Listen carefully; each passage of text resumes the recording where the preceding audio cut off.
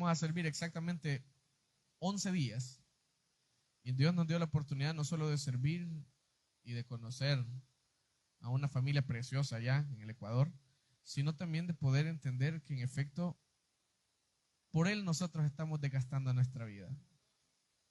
Y cuando dice la alabanza, perdiendo todo por amor, yo creo que somos pocos los que hemos dicho amén. Nos ha tocado perder muchas veces por el amor que le tenemos a Dios. Pero aún con todo y eso, nacen nuevas amistades, nacen, nacen nuevas conexiones, nacen nuevos destinos y en efecto nos dio la oportunidad de conocer no solamente a cómo se desarrolla la iglesia Hogar Cristiano allá en el Ecuador, sino que nos dio la oportunidad también de poder realizar o de tener amistad y de fortalecer la amistad a través de las cosas que nos gustan. Y de tantas cosas que había que hacer, que al final, una tan sola vez logramos tocar juntos con Emerson, de tantas cosas que habían que hacer. De repente regresamos a El Salvador y yo siempre me quedé con esto en el corazón y usted que está aquí conmigo no me va a dejar mentir, yo lo dije, el día que alguien venga de Ecuador, lo vamos a tener en la casa de Dios. ¿Por qué? Porque a mí me trataron como rey allá, a mí me trataron súper bien allá y yo sé que en efecto aquí nos vamos a tener la oportunidad también de poder tratar y de ser hospitalarios con las personas que vienen. Tengo el privilegio de poderles presentar a alguien a quien considero un amigo, a alguien que considero muy usado por Dios en su don y alguien que también yo sé que el Señor está organizando el camino para poder hacer algo grande, para poder hacer algo grande. Entonces tengo el privilegio de poderles presentar, iglesia, a Emerson Ortiz, que es parte de la familia que está pastoreando allá en Cuenca, en Ecuador. Es prácticamente el yerno del pastor Eduardo Cárcamo, que ya ha estado con nosotros y que va a compartir la palabra de Dios con nosotros en esta noche. Le pido por favor que me lo reciban con un fuerte aplauso.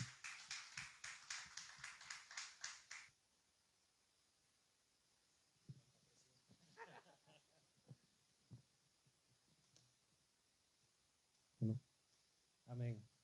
Que el Señor les bendiga esta noche. Es un gusto, de verdad, estar aquí compartiendo. Gracias, Ariel, por la invitación. Sí, en efecto, como dice Ariel, tuvimos el privilegio de contar con la visita del grupo.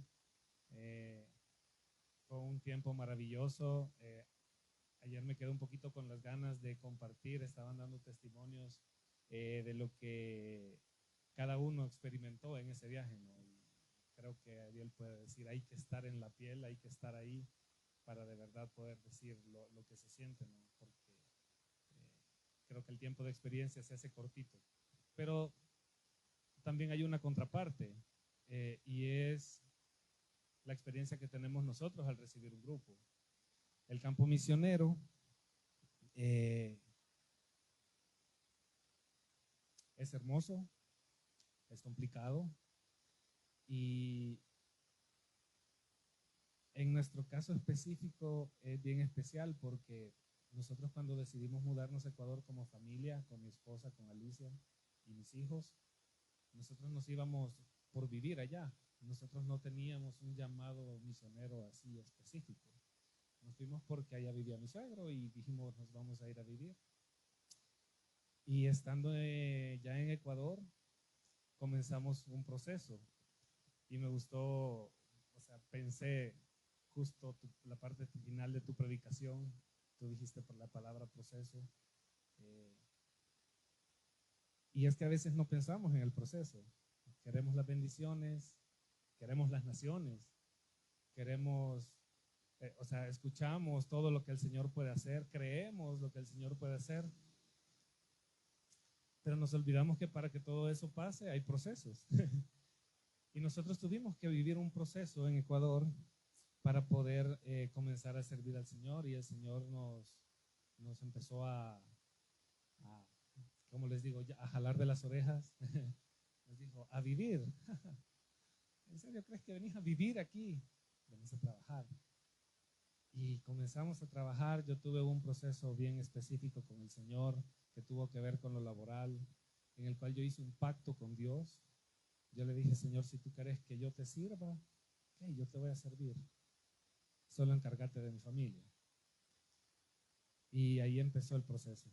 El Señor bendijo con trabajo, los trabajos trajeron bendición. Al estar en el campo misionero hay que invertir no solo tiempo, energía, también hay que invertir dinero, hay que poner, aportar. Eh, Nosotros estamos en la ciudad de Cuenca, es ciudad, pero también salimos a campos. Nos tocaba viajar al inicio. Nosotros visitábamos con Alicia Jima, si te acordás, está como a 45 minutos, una hora. Entonces, tocaba invertir y el Señor fue fiel. La iglesia ponía el vehículo, el del pastor, nos daban para la gasolina, íbamos, servíamos. Y estar en el campo es maravilloso. Y ahora que el Señor nos hizo ese llamado, bueno, nos atrajo más bien al servicio en el ministerio, yo les puedo decir, las misiones están en el corazón de Dios. El Señor bendice cuando alguien se dedica a servir en las misiones.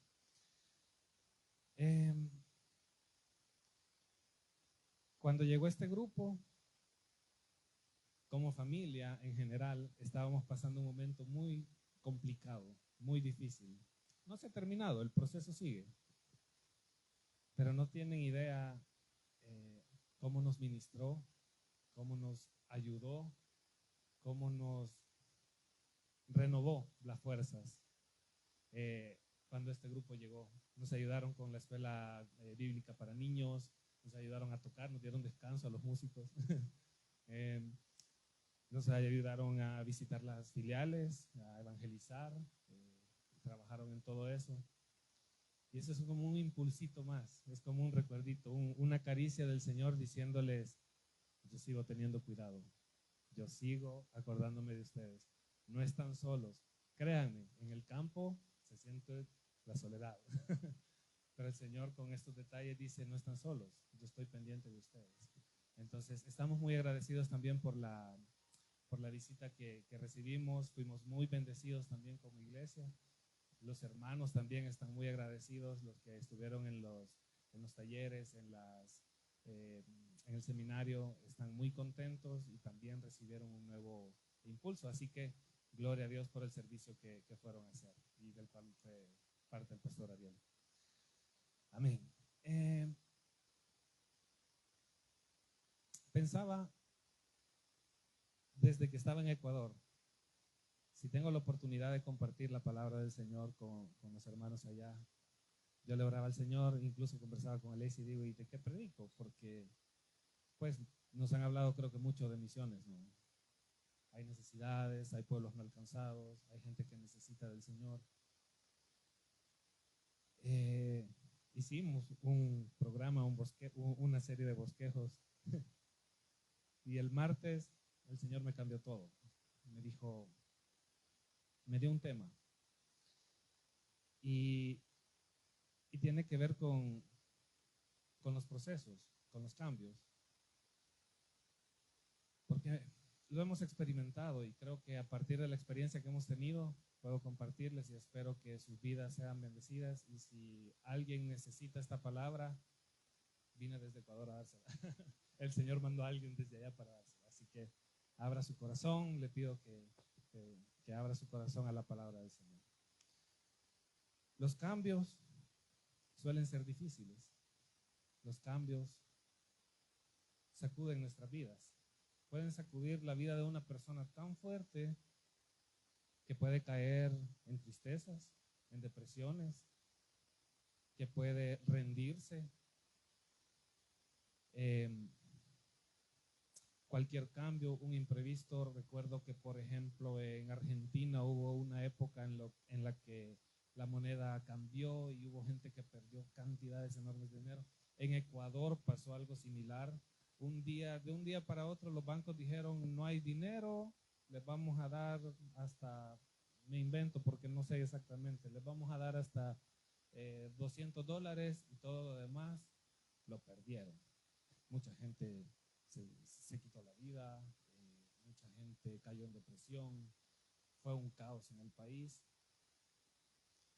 por un cambio imprevisto, por algo que nadie esperaba. Y si de algo podemos estar seguros, es que los cambios van a llegar. A través de la Biblia encontramos que todos los personajes, todas las personas que Dios usó, tuvieron un cambio. Abraham, el Señor le dijo, sal de tu tierra. Y no son cambios sencillos. Sal de tu tierra, de tu parentela y vete a la tierra. Y ni le dijo a dónde, le dijo a la tierra que yo te voy a decir. No fue un cambio sencillo, pero hay un cambio. Vamos a hablar un poquito más adelante de Job, pero Job era un hombre muy bendecido, muy próspero, todo le iba bien, tenía banquetes con su familia y un día perdió todo. Cambios. Como iglesia cristiana necesitamos estar preparados y cada uno de nosotros tenemos que estar preparados para cuando lleguen los cambios. Tenemos que tener en consideración cómo debemos enfrentar cuando lleguen las crisis, porque no estamos exentos de eso. En algún momento va a llegar. Y como decía Ariel y decía la pastora Rocío ayer, si usted está orando por algo, el Señor se lo va a dar, pero usted va a pasar un proceso. Y ese proceso puede ser que le duela, puede ser que no le guste. Entonces mi intención es que todos estemos preparados para saber cómo enfrentar este tipo de situaciones y de crisis. Encontré una historia sobre un expresidente de Estados Unidos y dice que Abraham Lincoln es un expresidente muy reconocido, pero leyendo un poco sobre él encontré que él sufrió episodios de depresión. Él tenía una depresión profunda porque pasó por muchas cosas, perdió cargos políticos, fracasó en los negocios,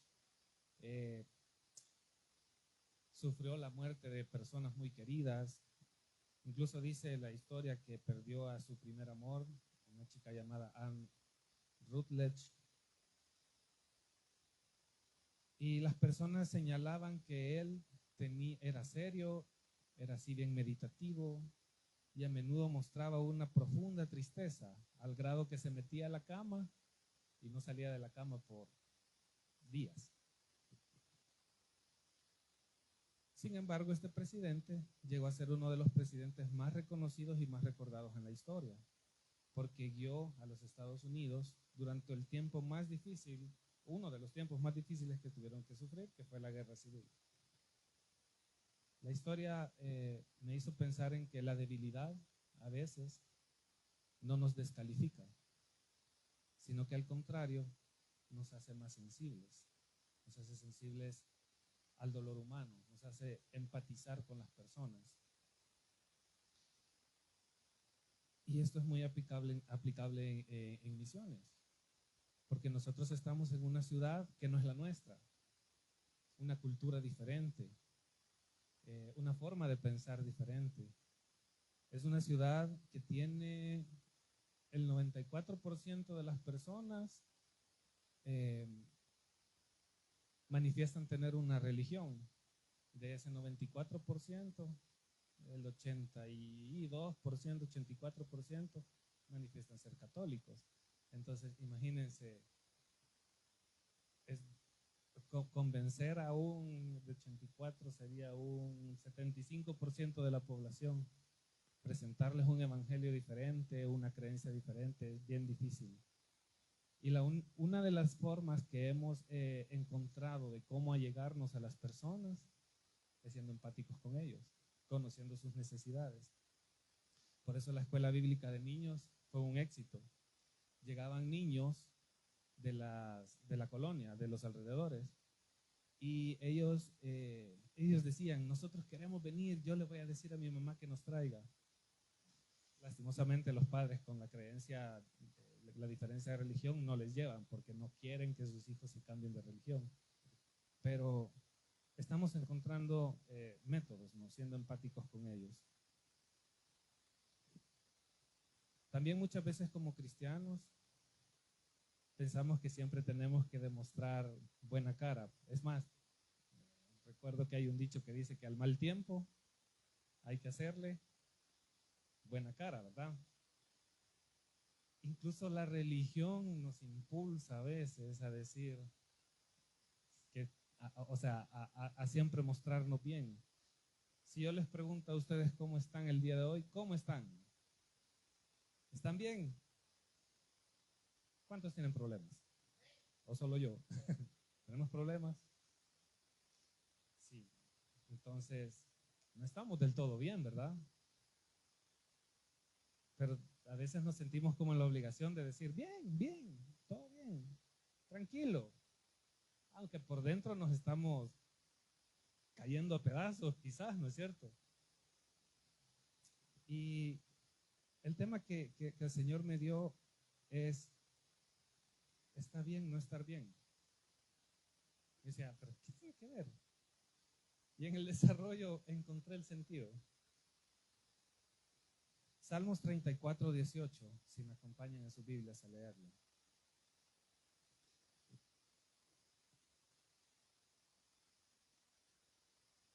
Salmo 34, versículo 18.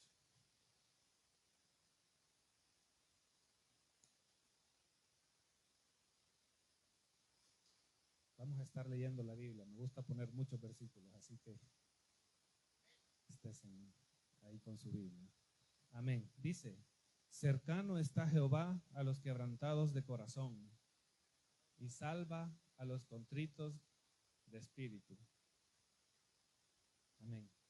Dios se acerca cuando estamos rotos. Cercano está Jehová a los quebrantados de corazón. O sea, si usted tiene dolor en su corazón, si tiene una situación difícil, si está pasando por una crisis, ¿quién está cercano a usted? El Señor, Jehová. Amén.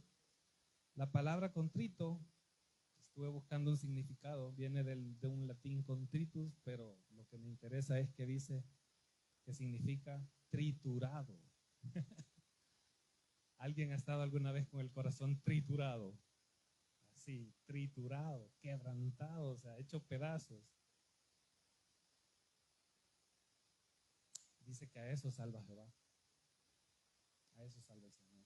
Entonces podemos tener la confianza de que en nuestros momentos de crisis, en nuestros momentos difíciles, el Señor va a estar dispuesto para nuestro auxilio. Amén.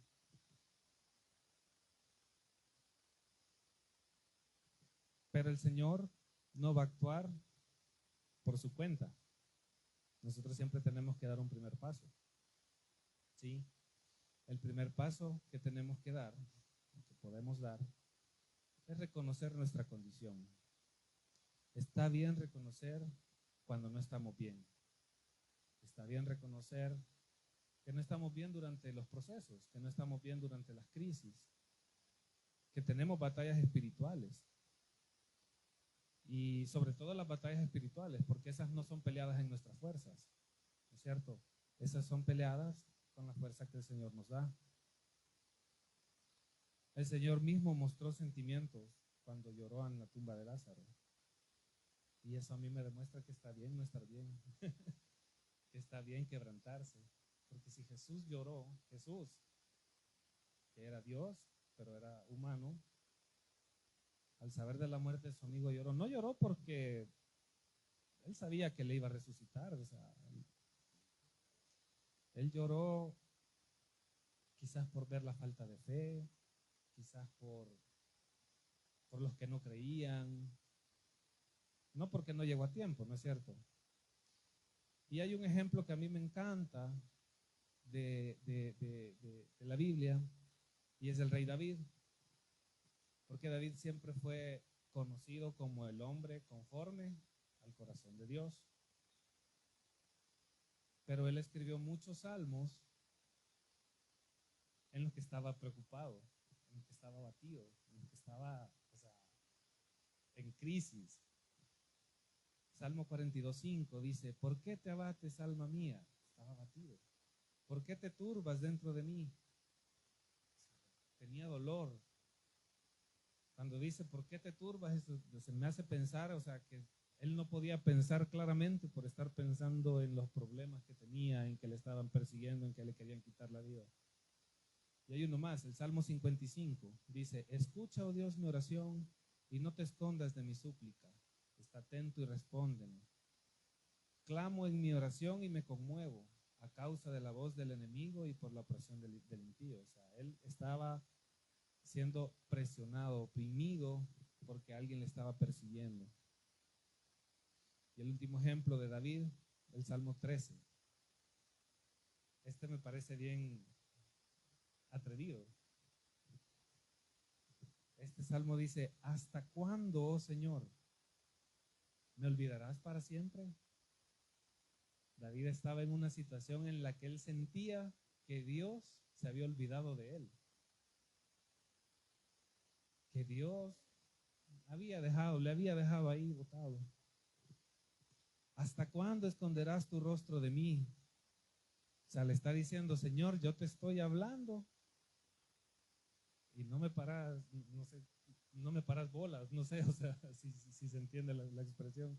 O sea, no me pones atención, no tengo tu atención.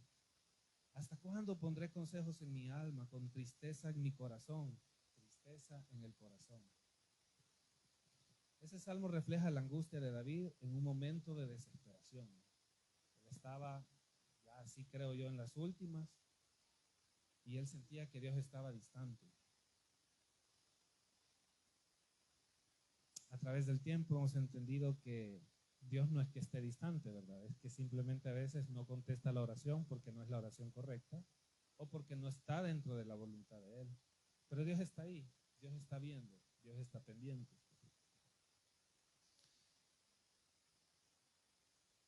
Otro ejemplo bien conocido es el de Job, como les decía al inicio. Job era un hombre justo que también expresó abiertamente su dolor.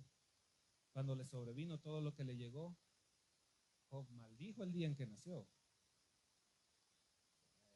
En Job 3, versículo 3 dice que desaparezca el día en que nací, que la noche en que se dijo de un niño se elimine.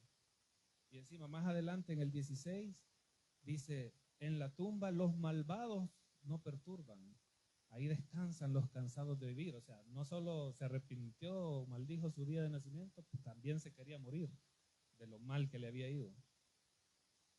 Entonces estos personajes nos muestran que está bien reconocer cuando la fuerza se acaba. La fuerza se acaba. Como personas, como humanos, nos debilitamos. Ellos reconocieron que la fuerza se acaba. Y aquí viene la segunda parte de esto, y es lo bueno. Y es que cuando nuestras fuerzas se acaban, es cuando encontramos al Señor. Porque ahí Dios nos encuentra. Dios nos encuentra en nuestra debilidad. Es muy conocido este capítulo de 2 de Corintios, donde el apóstol Pablo está defendiendo su fe, ¿no? En frente de la gente que estaba criticando a la iglesia en Corinto. Y él cuenta que había recibido un aguijón, ¿no es cierto? Nos han predicado muchas veces sobre esto. No sabemos cuál es el aguijón, hay un gran debate, que puede ser una enfermedad, que puede ser la vista, que puede ser tanto maltrato que recibió. Pero él dice que 3 veces le pidió al Señor que le quitara el aguijón. Y el Señor le dijo, ¿qué le dijo? ¿Se acuerdan? Bástate mi gracia. Cuando nuestra fuerza se acaba, comienza la gracia del Señor. Hemos experimentado muchas veces cuando atravesamos situaciones difíciles, crisis, problemas. Hemos tenido unas situaciones en el templo, queremos hacer una construcción de un edificio, pues compartimos a los hermanos, pero allá para poder construir, así sea dentro de su propiedad, usted necesita un permiso.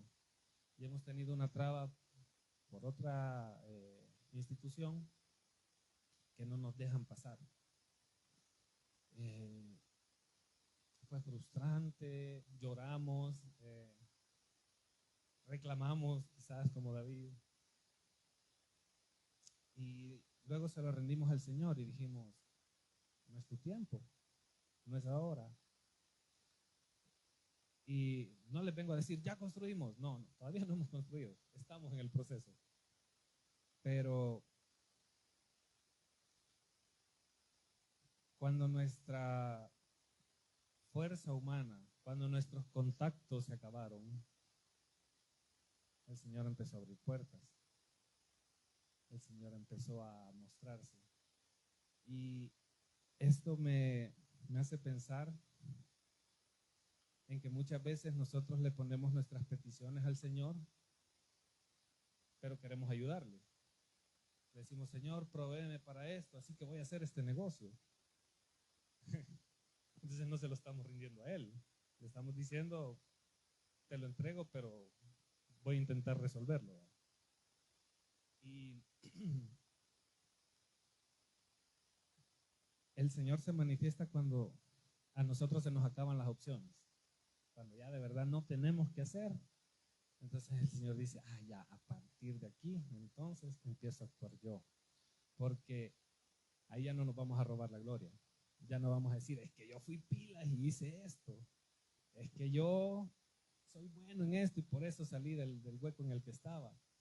No, cuando de verdad toda nuestra sabiduría, todo nuestro entendimiento se acabó, ahí comienza el Señor. Y el Señor comienza a poner contactos, el Señor comienza a poner bendición, y se empiezan a resolver esos problemas. Para que la gloria sea para el Señor. Amén.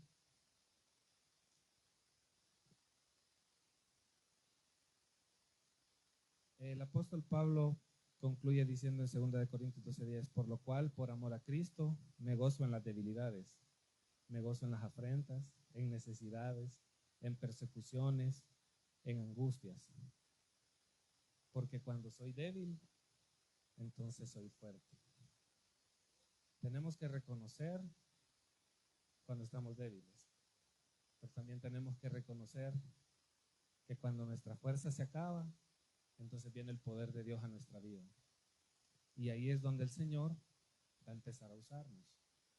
Ahí es donde el Señor empieza a usarnos. Cuando yo les cuento, hice este pacto con el Señor, yo no encontraba trabajo, de eso se trataba. Tenía experiencia, mis carpetas, mi currículum le gustaba, pero como no era ecuatoriano, no se abrían las puertas, supuestamente, ¿verdad? Cuando yo hice este pacto con el Señor, yo empecé a servir en la iglesia. Yo me acuerdo que hasta se había roto una tubería y yo la arreglé, y yo no soy fontanero. Pero yo dije, si en la casa del Señor se necesita hacer esto, yo voy y lo hago. Movimos unos adoquines, hicimos de todo. Y empezamos a servir al Señor, empezamos a ir ahí a Jima, como les cuento. Y al tiempo fue como ir desbloqueando, así como abriendo candados. Recuerdo que se abrió la oportunidad de un trabajito así por un contacto. Por medio de ese salió un trabajo fijo. Luego Alicia se cambió de trabajo y le preguntan, mira, ¿y quién? ¿Vos sabes alguien que haga importaciones? Yo trabajaba en logística aquí. Y mi esposa dice, mi esposo trabaja. Llámalo que venga. Y llego y ese mismo día me dice, ok, comenzás el lunes. Y yo pude ver y dije, wow, o sea, y yo lo cuento como testimonio a todo lugar donde voy, porque Dios es un Dios de pactos. Hay una canción maravillosa sobre eso. Dios es un Dios de pactos. Y lo mejor de eso es que Dios siempre va a cumplir su parte. Aunque nosotros no la cumplimos siempre al 100%, tenemos que esforzarnos por cumplirla. Pero podemos estar confiados y seguros que Él sí va a cumplir su parte. Y Él la cumple. Yo puedo dar testimonio de eso. Él lo cumple. Él cumple su parte. Cuando el Señor actúa, no tenemos que fingir fuerza. Ya no tenemos que fingir que nosotros podemos aportar algo, mayor cosa. Tenemos que dejar que el Señor obre a través de nuestras vidas. Lo siguiente es caminar hacia la esperanza. No nos quedamos con el no estar bien, ¿verdad? Sino que en Cristo nosotros podemos encontrar varias cosas. Y la primera de ellas es nuevas fuerzas. Isaías 40:31, muy conocido. Hay una canción sobre eso también. Los que esperan en el Señor tendrán nuevas fuerzas. Levantarán alas como las águilas. Correrán y no se cansarán. Caminarán y no se fatigarán. Cuando las fuerzas humanas fallan, Dios renueva las fuerzas espirituales. Hay un versículo que dice que hay batallas espirituales en las regiones celestes. Por eso nosotros tenemos que tener fuerzas espirituales. Amén. En ese versículo de Isaías encontré que hay una promesa completa, porque dice que cuando van a volar, habla sobre visión y fe. Cuando habla sobre correr, habla sobre servicio y compasión. Y cuando habla de caminar, habla de perseverancia diaria. Es distinto correr que caminar, ¿no es cierto? Cuando habla de caminar, habla sobre perseverancia. Entonces, en el Señor podemos encontrar nuevas fuerzas. Amén. También podemos encontrar restauración, porque dice que Él levanta al que cae. El Salmo 145:14 nos dice: el Señor sostiene a todos los que caen y levanta a todos los oprimidos. Amén. Job 5:11 también nos dice: Él pone en alto a los humildes y a los enlutados los levanta. La idea principal que quiero transmitir con esto es que Dios no nos va a abandonar aunque tropecemos, aunque caigamos, sino que Dios nos va a restaurar y nos va a poner nuevamente en pie para que sigamos batallando esas guerras que Él nos ha asignado. Amén. También podemos encontrar esperanza en que Él ha prometido salvación y vida eterna. Isaías 45:22 nos dice: mirad a mí y sed salvos. El mayor regalo que nos ha dado, la salvación. Dice: mirad a mí y sed salvos todos los términos de la tierra, porque yo soy Dios y no hay más. Es todo lo que necesitamos. También encontramos descanso y paz. Jesús nos invita y dice: vengan a mí todos los que están cansados y cargados. En el Señor encontramos descanso. En el Señor encontramos nuevas fuerzas. Encontramos consuelo. Encontramos una nueva vida. A veces tratamos de vivir la vida a nuestra manera y acabamos mal. Comencemos a vivir la vida a la manera de Dios.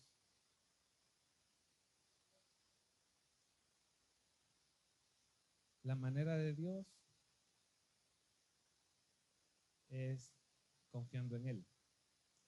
Conversaba hace poco con un amigo que escuché una prédica hace un tiempo, donde este pastor, entre todas las cosas que dijo algo que me impactó y dijo: cuando tú trabajas con el Señor, es como que el Señor te va confiando cada vez más, ¿no? O sea, Él te dice: si eres fiel en lo poco, te voy dando más. Vas siendo fiel, te va dando más. Pero también cuando te va confiando más, te va dando menos instrucciones. Y estamos por ahí nosotros, justamente por eso conversaba con él. Le digo: Dios nos está diciendo qué hacer, nos está moviendo piezas, nos está haciendo tomar rutas que ni nos imaginábamos, pero no nos está dando instrucciones a largo plazo. Entonces tenemos que confiar en Él, porque Dios está diciendo: mañana hagan esto. Ok, vamos y mañana hacemos esto. Y Él dice: ok, mañana para acá, mañana para acá. Y estamos ahí. Tenemos que aprender a confiar en el Señor. Podemos estar seguros que sus planes son de bien para nosotros. Él mismo lo dijo en el versículo que leímos anteriormente, el anterior, 29:11, Jeremías, dice: tengo planes de bienestar para ustedes. Planes para darnos un fin de esperanza. Y eso es lo mejor que podemos esperar. Si el Señor tiene un plan de bendición para usted, usted no necesita nada más. Entonces yo estoy confiado con la instrucción del siguiente día. Yo estoy creyendo la instrucción del siguiente día. Y le animo a que si el Señor le está hablando, confíe, crea y obedezca. Porque a veces recibimos el consejo, pero nos vamos por otro lado, porque no nos gusta lo que nos dicen o lo que nos piden. Entonces, no, hay que obedecer el consejo. Y por último, busque amistades que le edifiquen y que le desafíen. Aquí, Proverbios 27:17 nos dice: el hierro se afila con hierro y el ser humano aprende de sus semejantes. Esto es una metáfora sobre la amistad, ¿no? Sobre el liderazgo que podemos tener y recibir. Si nosotros vamos y pedimos un consejo a alguien que, póngase, usted necesita un consejo sobre finanzas, y va y le pide a alguien que está en bancarrota, ¿cuál es su destino? El fracaso, ¿no? Usted tiene que buscar personas que estén triunfando en el área que usted necesita un consejo. Si es en el amor, una persona que tenga éxito en sus relaciones. Si es en las finanzas, una persona que sea económicamente solvente. Si es en relaciones, está el pastor, que le va a guiar a través de la palabra. Amén.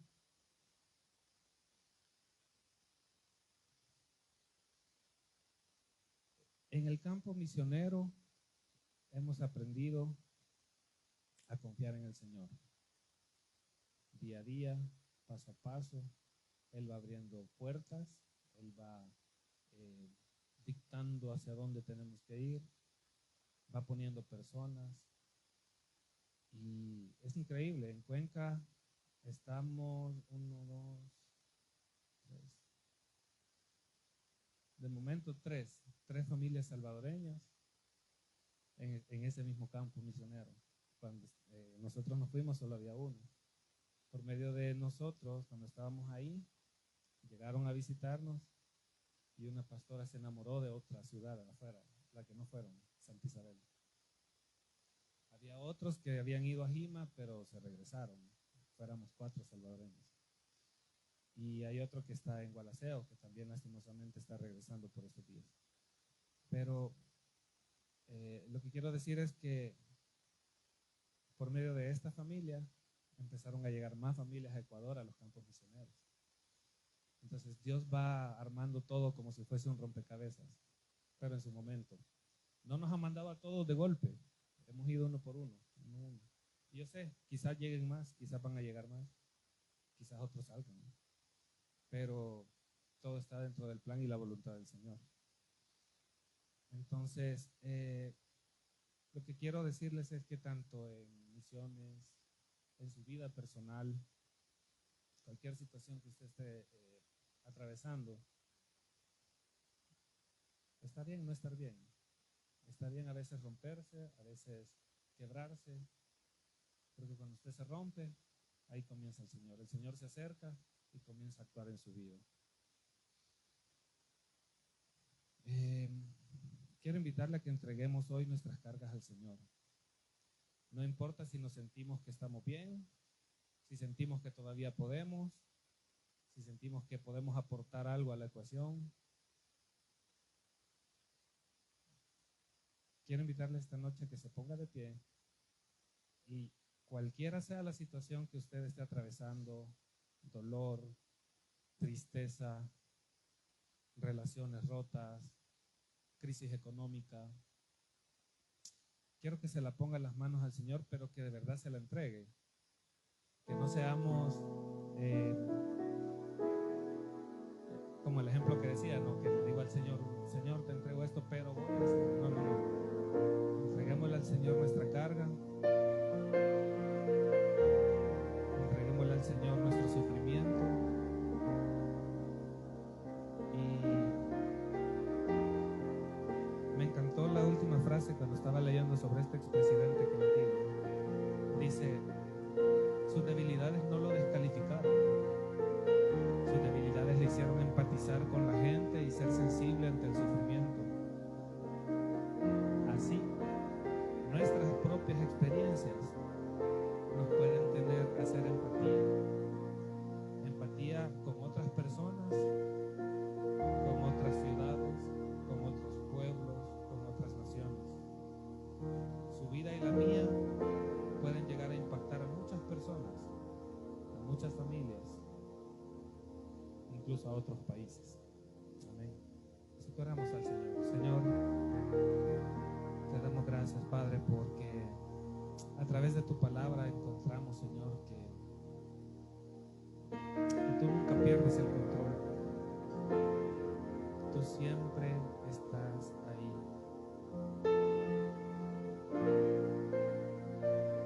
Señor, esta noche yo quiero orar por esta iglesia, por cada miembro, los que están aquí, las familias representadas. Porque sé, Señor, que a veces pasamos por situaciones difíciles, por situaciones muy complicadas. Siempre hay algo que no está bien. Y eso queremos entregártelo a ti esta noche, Señor. Queremos ponerlo en tus manos para no llevar esa carga el día de hoy a casa, sino que quede aquí, Señor, en tu altar. Quiero bendecir esta congregación, Señor, con salud. Quiero bendecir las finanzas de esta familia, Señor, aquí representadas. Quiero bendecir a la iglesia en sí, que sea una iglesia relacional, para que cuando todo esto se junte, todas las demás personas alrededor que empiecen a ver algo diferente aquí, digan: yo quiero un poco de eso, yo quiero entender qué está pasando ahí. Y esta iglesia va a ser el ejemplo en esta ciudad. 57 iglesias. 57 iglesias hay alrededor. Pero León de Judá va a ser diferente. Porque vamos a entregarle todo al Señor y vamos a obedecer todos los pasos que Él nos diga. Amén. Gracias, Señor, por tu amor. Gracias por tu misericordia. Gracias por tu palabra. Gracias, Señor, porque yo sé que en tu corazón tú tienes planes de bien para cada uno de los que están aquí. Yo quiero bendecirles, Señor. Yo quiero pedirte, Señor, que ellos puedan aprender a confiar en ti y a depender de ti, Señor. Y que todos los planes que tú tienes para ellos empiecen a ejecutar en sus vidas, Señor. Y que cuando sientan la presión, cuando sientan el dolor, puedan volver y correr confiadamente hacia ti, Señor, para que tú de nuevamente les levantes, les renueves las fuerzas y ellos puedan seguir adelante, Señor. Gracias, Padre, en el nombre de Cristo Jesús.